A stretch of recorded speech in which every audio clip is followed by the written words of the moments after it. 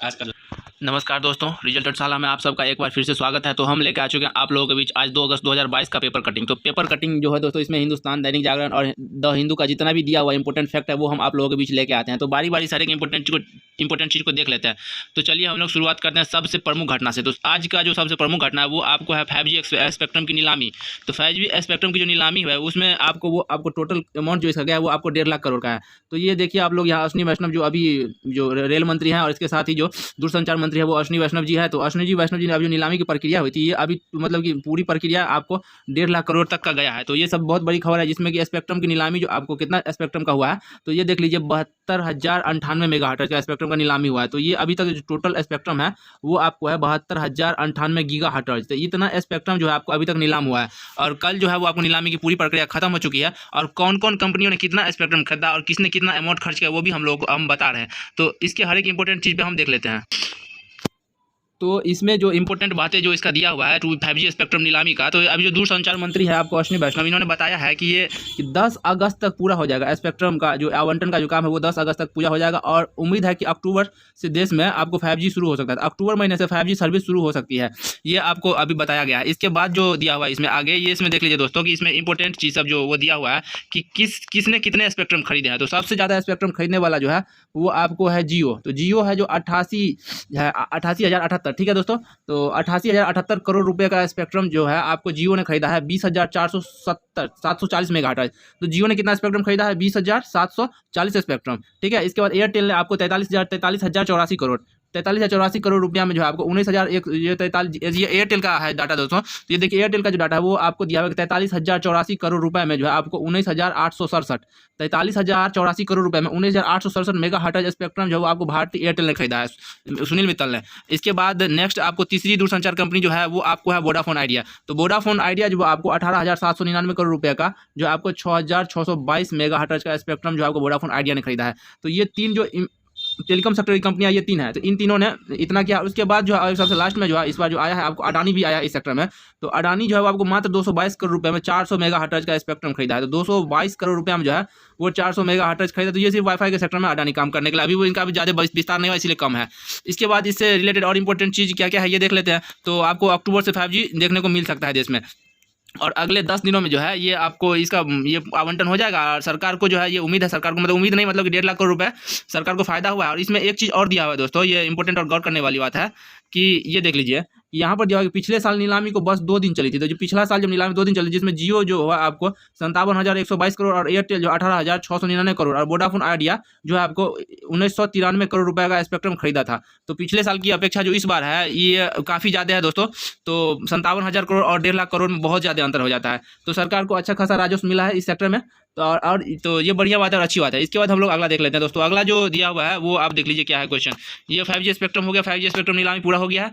इसके बाद नेक्स्ट आपको है कि देख लीजिए ये आपको दिल्ली DMRC से है, दिल्ली मेट्रो कॉरिडोर से है। तो दिल्ली मेट्रो कॉरिडोर ये भी है। तो चलिए इसमें दिया हुआ है कि सभी मेट्रो कॉरिडोर पर साल के अंत तक NMC से होगा किराया भुगतान। तो NCMC के थ्रू किराए का भुगतान होगा। तो ये अभी जो है आपको एयरपोर्ट रूट पे ये NCMC जो चलाया जा रहा है, ठीक है। तो इसमें देख लेते हैं NCMC होता क्या है दोस्तों। तो ये होता है नेशनल कॉमन मोबिलिटी कार्ड, ठीक है। तो नेशनल कॉमन मोबिलिटी कार्ड, यहाँ आप लोग देख लीजिए NCMC जो होता है वो आपको होता है नेशनल कॉमन मोबिलिटी कार्ड। वो QR कोड, इससे किराए का भुगतान जो होगा इससे होगा। इसके बाद अगला हम लोग देख लेते हैं, वो दिया हुआ है आपको कि विनाश वाले हथियारों की फंडिंग पर लगेगा प्रतिबंध, ठीक है दोस्तों। तो ये जो आपको अभी राज्यसभा में एक विधेयक पारित हुआ है, जिसके जरिए जो है आपको जो विधानसभा जो हमारे राज्यसभा में पारित हुआ है उसमें दिया हुआ है आपको कि राज्यसभा ने व्यापक विनाश वाले हथियारों की फंडिंग पर प्रतिबंध लगाने के लिए एक विधेयक को पारित कर दिया। विधेयक के जरिए केंद्र सरकार इस तरह की गतिविधियों पर लिप्त संलिप्तों को फ्रीज करके जब्त करने और अटैच करने का अधिकार भी दिया है। तो जो भी दोस्तों इलीगल काम जो भी अगर देश में होगा खतरनाक हथियार बनाने का या रखने का, तो उसकी संपत्तियों को फ्रीज किया जाएगा। इस क्षेत्र को लेकर एक कानून बनाया जा रहा है। तो वही चीज़ है कि विनाश वाले हथियारों की फंडिंग पर लगेगा प्रतिबंध। इसको लेकर राज्यसभा में अभी विधेयक लाया गया है जो बाद में जाकर कानून बनेगा। उसके बाद नेक्स्ट दिया हुआ है वो देख लेते हैं। काशी के शिल्पी के लड़के ने टुकड़े पर रचा बुद्ध चरित। तो बुद्ध चरित के लेखक कौन है दोस्तों? सबसे पहले ये देख लीजिए बुद्ध चरित के लेखक जो आपको अश्व घोष है। ये मतलब कि ये बराबर हिस्ट्री क्वेश्चन में आते रहता है। तो यहाँ पे हम लोग देख लेते हैं कि बुद्ध चरित जो है वो अश्व घोष। बुद्ध चरित के लेखक कौन है? अश्व घोष का महाकाव्य बुद्ध चरितम। तो ठीक है, बुद्ध चरितम जो है वो अश्व घोष का है। और उसके बाद यहाँ पे दिया हुआ है कि लकड़ी पे जो है उसको उकेरा गया है। तो उसका नाम है विश्वकर्मा। शिल्पी का है संदीप विश्वकर्मा जो है वो आपको लकड़ी पर जो है आपको पूरे बुद्ध चरित्र को उकेरा है, उन्होंने खांचा बना बना के उस पर लिख दिया है, उसको जो सजीव उसका चित्रण किया है। ठीक है, तो बुद्ध चरित्र जो है लगभग 2800 साल पूर्व जो है आपको देखिए दोस्तों, ये आपको 2800 साल पूर्व 6ठी शताब्दी में महात्मा बुद्ध के ज्ञान प्राप्ति के बाद जो बुद्ध चरित्र हुआ लिखा था। तो इसके रचनाकार जो है वो आपको अश्वघोष है। तो अश्वघोष जो है महाकाव्य बुद्ध चरित्र में भगवान बुद्ध के जीवन का वर्णन किया है और जो 28 भागों में विभक्त है। ठीक है, तो ये आपको लिखा है, ये अच्छी बात है और एक अच्छा पहल है। तो ये ध्यान रखिए कि बुद्ध चरित्र को शिल्पी विश्वकर्मा ने पूरे सजीव चित्रित एकदम उकेर दिया है, उसको चित्रित वर्णन किया है लकड़ी पे। इसके बाद हम लोग देखते हैं आगे जो दिया हुआ है वो है आपको मध्य प्रदेश में चीतों। तो दोस्तों ये एक बहुत अच्छी खबर है कि नामीबिया जो एक अफ्रीकन कंट्री देश है, मध्य अफ्रीकन कंट्री देश नामीबिया, तो नामीबिया से आपको 20 चीतों को लाया जा रहा है और इन चीतों को कहाँ पे बसाया जाएगा, तो मध्य प्रदेश के कानो नेशनल पार्क में। तो देख लीजिए दोस्तों, यहाँ पर दिया हुआ है कि यहाँ पे कि मध्य प्रदेश के श्यामपुर कूनो पालपुर राष्ट्रीय उद्यान, कूनो पालपुर राष्ट्रीय उद्यान में अफ्रीकी देश नामीबिया से लाकर चीता बसाए जाने की अंतिम चरण में। तो वो समझौता हो चुका है दोस्तों, इस पे एस जयशंकर ने हस्ताक्षर भी किया है। तो 20 चीतों को जो है लाकर वो आपको यहाँ पे कूनो नेशनल पार्क में रखा जाएगा और इसके लिए जो है दोस्तों वो आपको इनको सुरक्षित करने के लिए 5 किलोमीटर का जो 5 स्क्वायर किलोमीटर का जो एक बाड़ा बनाया गया है, जिसमें आपको पहले जो है 15 दिन जो है इसमें 15 दिन पहले तक इसमें तेंदुआ था। इस 5 स्क्वायर किलोमीटर क्षेत्र की जो है आपको बाड़ा लगाया, कटीले तारों से घेरा गया है ताकि इसमें चीतों को नुकसान पहुंचाने के लिए कोई जानवर नहीं आए। तो कुल मिलाकर इसमें इंपॉर्टेंट ये है दोस्तों कि ये जो चीता आपको नामीबिया देश से आ रहा है, तो नामीबिया से कितने चीते आ रहे हैं, तो 20 चीते आ रहे हैं। इनको रखा कहाँ जाएगा, तो कूनो नेशनल पार्क में रखा जाएगा। यही है दोस्तों। इसके बाद हम लोग अगले क्वेश्चन को देख लेते हैं। अगले क्वेश्चन जो है वो आपको ये है, देखिए दोस्तों क्या है ये खबर जो है दोस्तों, ये छोटे से लाइन में दिया हुआ है। ठीक है, लेकिन ये बहुत बड़ी खबर है कि सहारा के निवेशक जो है, सहारा में जो लोग पैसा लगाते हैं उसमें आपको 1.12 करोड़ रुपया जो आपको लोगों का फंसा हो। चूंकि सहारा इंडिया बहुत बड़ा स्कैम किया और लोगों को पैसे जो 2 गुना 3 गुना करने के नाम पे जो लेता है उसका पैसा सबको फंसा कर रखा है, किसी को वापस नहीं कर रहा है। तो ये सहारा इंडिया से रिलेटेड 2-3 बातें आप लोगों को ध्यान देना है कि इसकी जो ओनरशिप जो है वो आपको सुब्रत राय कहते हैं। सहारा इंडिया का मालिक आपको सुब्रत राय है और वो बिहार से बिलोंग करते हैं, अररिया जिले से। ठीक है, तो बिहार के अररिया जिले से सुब्रत राय बिलोंग करते हैं, उन्हीं का सहारा इंडिया है और इन्होंने 1.12 लाख करोड़ रुपए, मतलब 1.12 लाख करोड़ रुपए फंसा कर रखा है पूरे इंडिया के लोगों का। ये पहले आपको बीसीसीआई के थ्रू इंडियन क्रिकेट टीम का ये स्पॉन्सरशिप भी रखता था। तो इसके बाद जो यही चीज़ है कि ये पैसा फंसा कर रखा है सहारा इंडिया। इसके बाद अगला है दोस्तों वही चीज़ है कि सहारा इंडिया ने 1.12 लाख करोड़ रुपए फंसा दिया है। नेक्स्ट हम लोग देख लेते हैं, म्यांमार में जो आपको तख्ता पलट हुआ था, तो आंग सान सूकी की सरकार को पलट दिया था सेना ने पिछले साल। तो उसमें सेना ने अभी क्या किया दोस्तों कि म्यांमार की सैन्य सरकार ने 6 और महीनों के लिए बढ़ाया आपातकाल। तो उस टाइम जो है दोस्तों जब आंग सान सूकी की सरकार को पलटा गया था, तो आपको जो है वो दोस्तों इस साल भर के लिए देश में आपातकाल लगाया गया था। तो अभी तो उस चीज़ को 2 साल होने वाले हैं, तो 6-6 महीना करके बढ़ाते अभी ये 2 साल हो गया है और इसको आपको 6 महीना के लिए और आगे बढ़ा दिया गया। ठीक है, इस पर अभी किसी इंटरनेशनल किसी भी अंतर्राष्ट्रीय देश ने म्यांमार की सैन्य सरकार को मान्यता नहीं दिया है और अमेरिका ने इस पर काफ़ी प्रतिबंध भी लगा दिया गया। तो जो म्यांमार के सैन्य जनरल है वो है आपको मिंग आंग, ठीक है, मिंग आंग हलाइंग, ये जो देख रहे हैं आपको यही है अभी जनरल है और आंग सान सूकी अभी वर्तमान में अभी जेल में है। देशद्रोह का केस लगा के उसको आपको जेल में बंद कर दिया गया है। नेक्स्ट हम लोग देख लेते हैं दोस्तों, अटलांटिक में भारत और फ्रांस की सेनाओं ने नौसेना ने किया युद्धाभ्यास। तो अटलांटिक महासागर में भारत और फ्रांस की नौसेनाओं ने किया है सैन्य युद्धाभ्यास। तो सैन्य युद्धाभ्यास क्या है, इसका नाम क्या है, इसका कुछ नाम होगा तो हम लोग नाम देख लेते हैं दोस्तों। इतना ही है कि इसमें आपको INS तर्कस भाग लिया है। तो INS तर्कस यहाँ पे देख रहे हैं, INS तर्कस है दोस्तों। ठीक, INS तर्कस जो है वो आपको 29 और 30 जुलाई को जो अटलांटिक महासागर फ्रांसीसी जहाजों के साथ MPX सैन्य अभ्यास MPX किया। तो इसका जो नाम है भारत और फ्रांस के साथ जो सैन्य अभ्यास हुआ है इसका नाम है दोस्तों MPX। और MPX में भाग किसने लिया है, तो INS तर्कस ने भाग लिया है। तो सैन्य अभ्यास MPX में भारत और फ्रांस का ये सैन्य अभ्यास है MPX। ठीक है, इसके बाद आगे चलते हैं, हम लोग आगे देख लेते हैं कि कर्नाटक से जुड़ा हुआ खबर है दोस्तों। कर्नाटक में जो आपको 44वां ओलंपियाड हो रहा है, तो 44 ओलंपियाड जो आपको कहाँ हो रहा है, तो कर्नाटक में हो रहा है महाबलीपुरम में। ठीक है दोस्तों, तो यहाँ देख लीजिए, यहाँ पे दिया हुआ है कि तमिलनाडु, सॉरी दोस्तों कर्नाटक नहीं दोस्तों, मिस्टेक हो गया है, ये हम लोग देख लेते हैं कि तमिलनाडु के महाबलीपुरम दोस्तों। तो महाबलीपुरम में 44वां शतरंज ओलंपियाड का आयोजन हो रहा है। ठीक है, तो कल मैंने आप लोगों को बताया था कि 28 जुलाई को प्रधानमंत्री नरेंद्र मोदी ने इसका उद्घाटन किया, शुभारंभ किया। ठीक है, तो इसमें रिलेटेड एक फैक्ट है कि देखिए दोस्तों, जो ये चेस जो है ना, आपको चेस का जो है वो आपको कहा जाता है कि ये भगवान शिव और माता पार्वती ने इनको सबसे पहले खेला था। तो कर्नाटक में एक मंदिर है सुंगरंगा बल्लभनाथ मंदिर, इसमें जो है चेस खिलाड़ी से पूजा करने जाता है और यही वो मंदिर है जहाँ से भगवान शिव और माता पार्वती ने, भगवान शिव ने मतलब माता पार्वती को चेस में हरा के उनसे विवाह किया था। तो ये मंदिर बहुत ही फेमस है और ऐसा माना जाता है कि चेस की शुरुआत यहीं से हुई थी। ठीक है, और यहाँ पे विभिन्न तरह की मूर्ति कलाएं भी उसमें बना हुआ है। तो देख लीजिए वहाँ की जो शैल चित्र कला है उसमें लिखा हुआ है वहाँ पे दोस्तों कि ये आपको शतरंज खेलते भगवान शिव और माँ पार्वती की मूर्ति। तो ये सही है दोस्तों। इसकी चलिए आगे देख लेते हैं हम लोग।